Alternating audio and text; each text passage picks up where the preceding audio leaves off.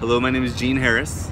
I'm a graduate of the California Maritime Academy. The Maritime Academy is a California State University located in Vallejo, California, which is in the northern part of the Bay Area.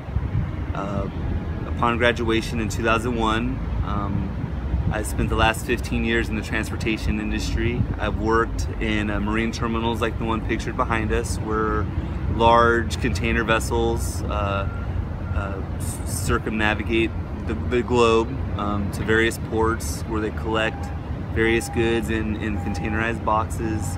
They come to these inland destinations, or these coastal destinations, such as the Port of Los Angeles, where we are now, where we offloaded the containers and then sorted them and arranged them for inland destinations via intermodal or rail routes, or via local truck pickup to reach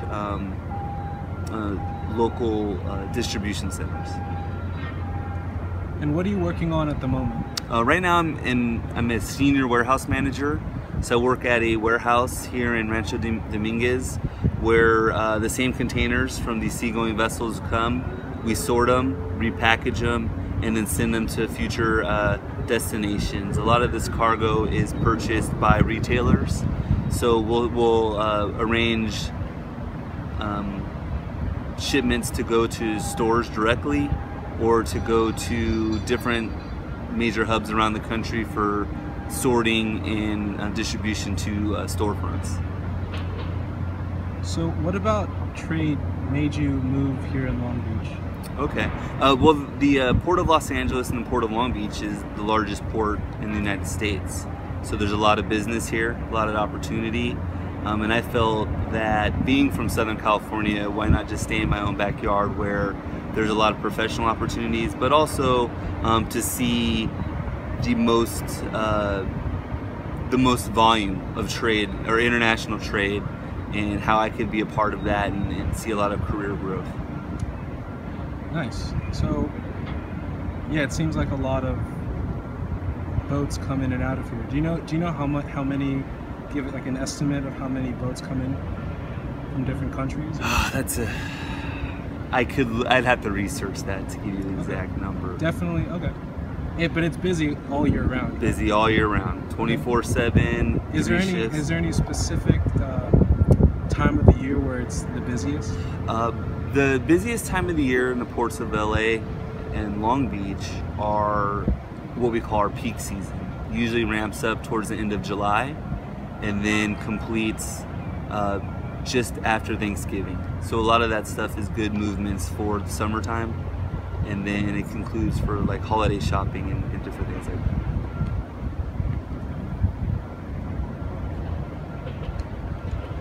Have you been in a situation, or have seen a situation, where any illegal trade has happened due to any taxes, or a shipping container being held up by some type of, illegal substance?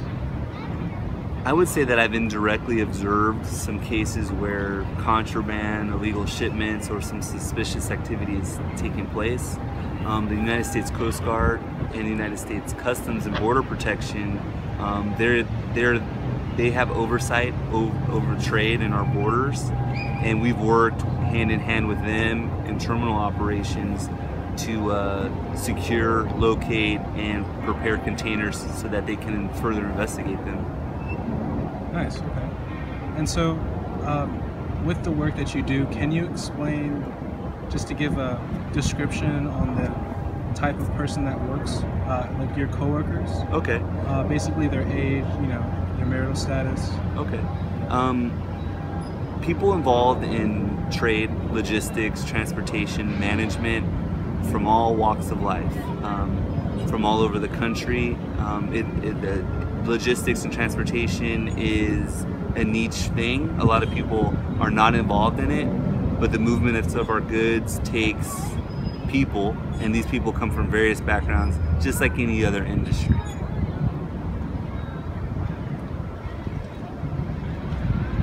Do you know any raw materials made from textiles that are shipped from different countries and made domestically in our country?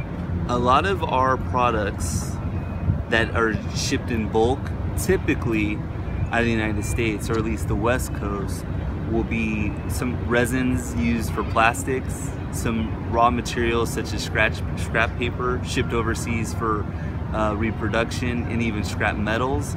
Not too many textiles, but textiles do come in as imports from overseas, mainly China and in some places in India, for use in the United States.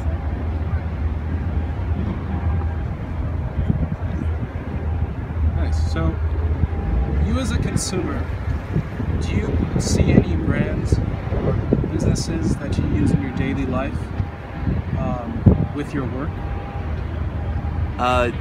Some brands that I use in my daily life, a lot of them are in the United States, and a lot of them are international. You'd have to say that anybody's wardrobe, over half of it is, we'll say, from China, from Malaysia, Indonesia, and even India nowadays. So definitely yes. What do you think about U.S. charities giving clothing to international traders that are used clothes and are profited from international people to be sold in third world countries?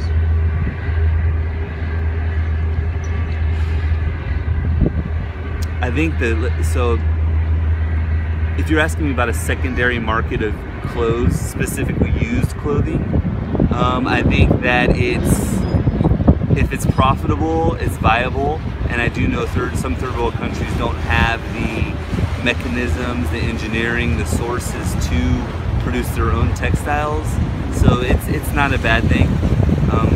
Products are being bought and sold in a lot of different ways, a lot of different mediums. So as long as products have a life after its secondary use, sounds to me very close to something like recycling, and I think that's good. If products that we produce can be used and have longevity that keeps it from entering our ecosystems in the form of pollution, I think it's a great thing. Okay. But from a brand's perspective, you know, the value of the actual product. Okay. What would you? I do know that fashion, pop culture in the United States is the leader globally, and so I do imagine that there's a huge aftermarket for our goods, especially our popular goods, in other countries where they don't have the same type of creativity and development that we have. So for transportation to support that type of sharing of products is a great thing. Nice. Are there any developing technologies used in? Some of the technologies that... Okay.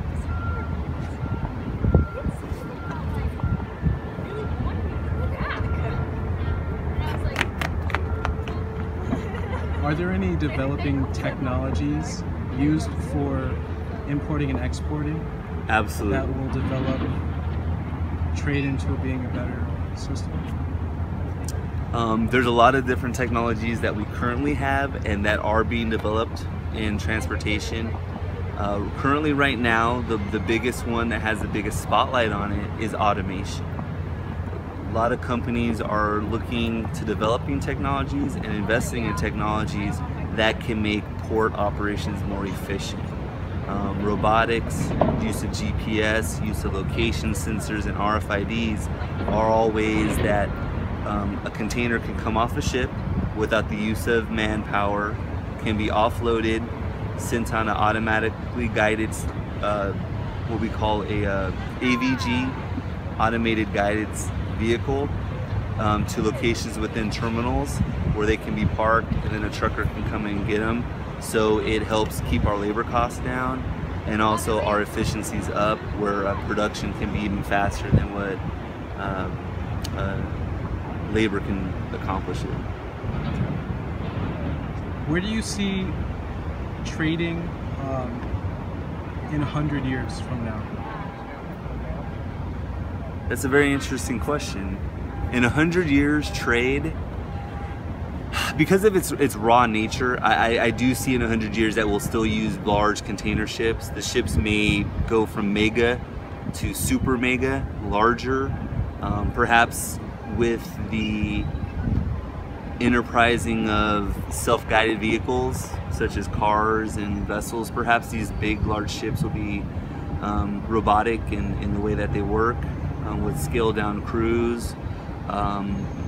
I do see that with the use of the internet, there'll be a lot more interest and transparency in what is available out there in the world, so that if there's a certain type of potato chip, for example, or fashion design that's popular in Dallas, Texas, and someone wants it in Melbourne, Australia, I think that there would be a way that with a few clicks on a web page, they can get it within 1 to 2 days.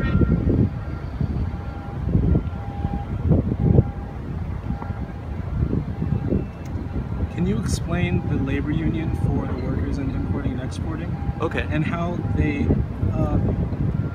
get benefits from working in that system? There's 2 labor unions that work in marine terminals or on coastline areas of entry.